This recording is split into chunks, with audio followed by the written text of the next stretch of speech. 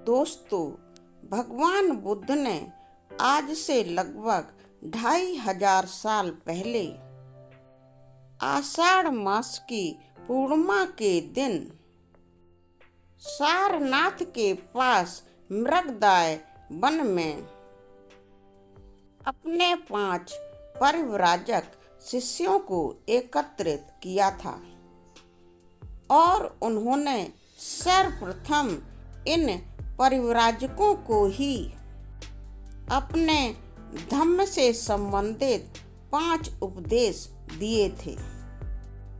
यही परिव्राजक भगवान बुद्ध के प्रथम 5 शिष्य कहलाते हैं। इन शिष्यों ने भगवान बुद्ध के उपदेशों को सुना, समझा और मृगदाय वन के आसपास चारों तरफ के गांवों में, शहरों में वहां के लोगों को भगवान बुद्ध के उपदेश सुनाए। दोस्तों, तथागत के इन शिष्यों ने आषाढ़ मास की पूर्णिमा से लेकर लगभग 3-4 महीनों तक आसपास के लोगों में भगवान बुद्ध के द्वारा दिए हुए कल्याणकारी उपदेशों को लोगों तक पहुंचाया और इस तरह से हजारों परिव्राजक तैयार किए और इस तरह से इन परिव्राजकों ने भगवान बुद्ध के उपदेशों को सुना, समझा और हजारों की संख्या में भिक्षु बन गए। इस तरह से भगवान बुद्ध के समय में ही उनके धम्म को समझने और धम्म की दीक्षा लेने के बाद हजारों भिक्षु तैयार हो गए और उन्होंने बौद्ध धर्म का प्रचार बहुत तेजी से भारत देश में एवं दुनिया के अनेकों देशों में किया। दोस्तों, भगवान बुद्ध के इतने सारे भिक्षु जहाँ पर लोगों को भगवान बुद्ध के उपदेशों को सुनाते थे, सभी लोग उनको बहुत ध्यान से समझते।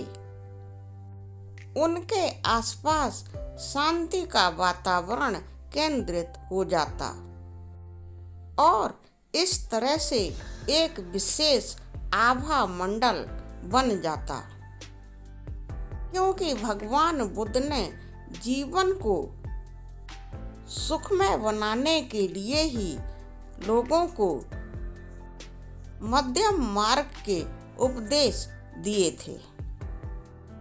लोगों का जीवन बुद्ध के उपदेशों को सुनकर सुखमय बनने लगा और ये लोग जीवन में खुश रहने लगे।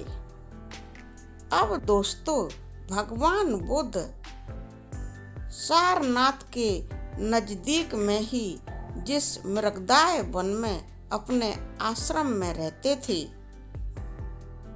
आसपास के लोगों के द्वारा उस मृगदाय वन में बहुत सारे आश्रमों का निर्माण भिक्षुओं के लिए करवाया गया। यही नहीं, गृहस्थ लोगों ने भिक्षुओं के लिए खाने पीने की व्यवस्था भी की। उनके स्वास्थ्य के देखभाल के लिए चिकित्सा की व्यवस्था भी की।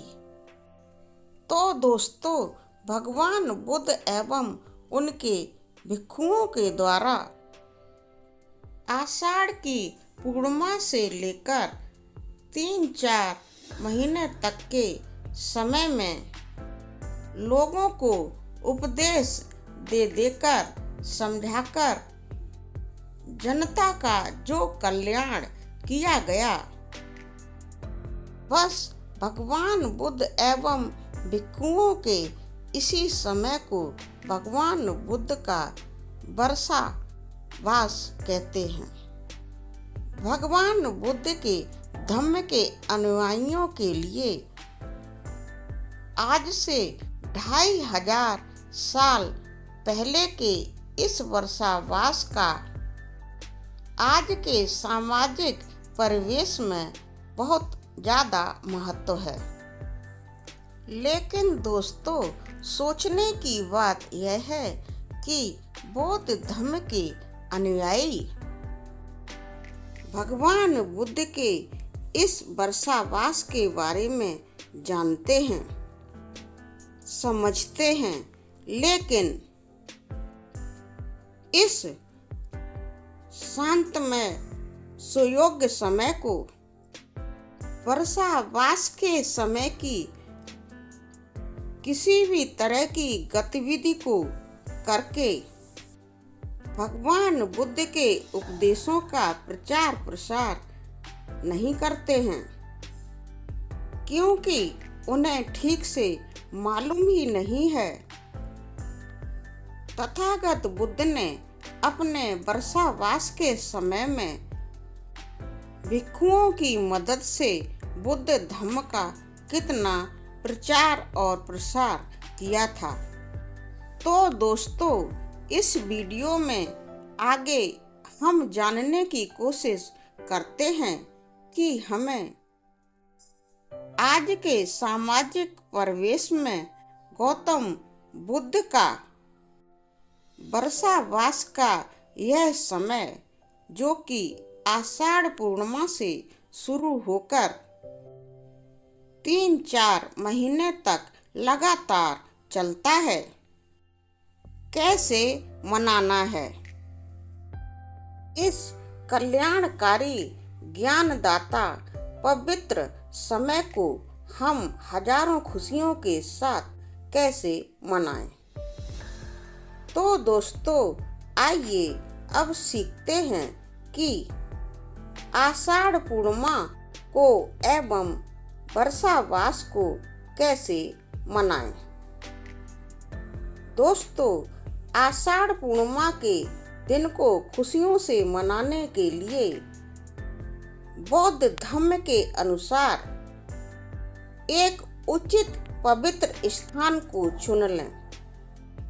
किसी का घर चुन लें, या फिर बौद्ध विहार को चुन लें, या फिर कोई बाग बगीचे का शांत स्थान चुन लें और वहां पर एक सुंदर प्रोग्राम करने का अपना प्रोग्राम पहले से बनाएं। इसकी रूपरेखा भी 10-15 दिन पहले ही बना लें। अब दोस्तों, धर्म के अनुसार जहां पर प्रोग्राम करना हो वहां पर 5 तरुणावस्था के बच्चों को बुलाएं, जो कि 14 से 18 वर्ष तक की उम्र के हों तो ज़्यादा अच्छा है, क्योंकि इस उम्र के बच्चे अध्ययनरत होते हैं। इसलिए ये बच्चे आसानी से भगवान बुद्ध के उपदेशों को सुनकर समझ सकते हैं। बस इन्हें परिव्राजक बनने के लिए बोल दें, जिससे कि वह तैयार रहें। अब दोस्तों, अपने आसपास के आदरणीय भिक्षुओं को भी आषाढ़ पूर्णिमा के दिन सुबह में बुला लें। करीब 10 बजे के आसपास का समय निश्चित करें, क्योंकि यही समय प्रोग्राम शुरू करने के लिए उचित समय हो सकता है। दोस्तों, जो उपासक एवं उपासिकाएं प्रोग्राम में शामिल होने के लिए आएंगे, उनमें से कुछ उपासक और कुछ उपासिकाएं पंचशील का रिबन पहनकर तैयार रहें। आगे का प्रोग्राम कुछ इस तरह से शुरू करें।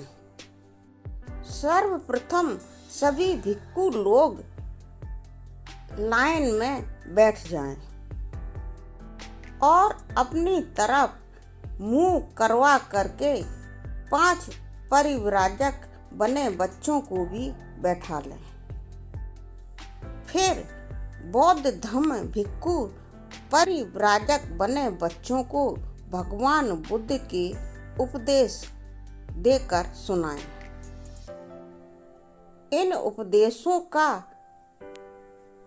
आशय भी परिव्राजक बच्चों को समझाएं। परिव्राजकों को बौद्ध धम्म भिक्षु लोग बौद्ध धम्म की दीक्षा देकर उनको उपदेश देने का कार्यक्रम समाप्त करें। इसके बाद आदरणीय भिक्षुगण परिव्राजकों एवं उपासक उपासिकाओं को साथ में लेकर अपने आसपास के सामाजिक परिवेश में 2-4 किलोमीटर के लगभग बौद्ध धम्म की फेरी भी लगा सकते हैं। इसके लिए जरूरी बातों को समझ लें। सर्वप्रथम फेरी लगाते समय कुछ उपासक एवं उपासिकाएं पंचशील का झंडा लेकर एवं रिबन धारण करके आगे आगे चलें और उनके पीछे आदरणीय भिक्षुगण चलें। इसके बाद आदरणीय भिक्षुगणों के पीछे 5 परिव्राजक चलते रहें। परिव्राजकों के पीछे उपासक उपासिकाएं पंचशील का ध्वज लेकर गले में रिबन धारण करके चलें। इन सबके आसपास बाकी के उपासक उपासिकाएं भी चल सकते हैं। आषाढ़ पूर्णिमा के दिन जब बौद्ध धम्म की यह फेरी सामाजिक परिवेश में शुरू करें, तब बुद्धं शरणं गच्छामि की मृदु ध्वनि भी बजाएं और स्थान स्थान पर रुक रुक कर भगवान बुद्ध के मानव जीवन के कल्याण के हेतु बताए हुए मध्यम मार्ग का ज्ञान लोगों को दें। उन्हें भगवान बुद्ध के मध्यम मार्ग के बारे में बताएं। भगवान बुद्ध के सभी उपदेशों के बारे में लोगों को बताएं। भगवान बुद्ध के उपदेश करुणा और मैत्री भाव के बारे में भी लोगों को बताएं। एक दूसरे के प्रति मातृभाव की भावना रखने के लिए भी बताएं। जीवन को सुखी बनाने हेतु कल्याणकारी उपदेश को भी बताएं। मन में अच्छे विचारों को स्थान दें, ऐसा भी बताएं। सुख के लिए शांतमय जीवन को अपनाएं।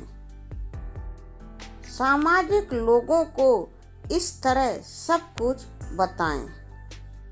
इस तरह से जहाँ जहाँ आप फेरी लगाते हुए निकलेंगे, वहाँ पर बुद्धिज्म का एक बहुत सुंदर आभा मंडल केंद्रित होगा। लोग शांतमय वातावरण का अनुभव करेंगे। बौद्ध धर्म का प्रचार और प्रसार भी निश्चित रूप से ही होगा। लोग धम्म को समझने के लिए बुद्ध विहार में आने लगेंगे। धम्म फेरी पूरी होने के बाद निश्चित स्थान पर आ जाएं और परिव्राजक बने बच्चों को नाश्ता वगैरह करवाएं। भिक्षुओं को भी नाश्ता वगैरह करवाएं। सभी उपासक उपासिकाएं भी नाश्ता वगैरह करें। इस तरह से दोस्तों आषाढ़ पूर्णिमा को खुशियों से मनाएं।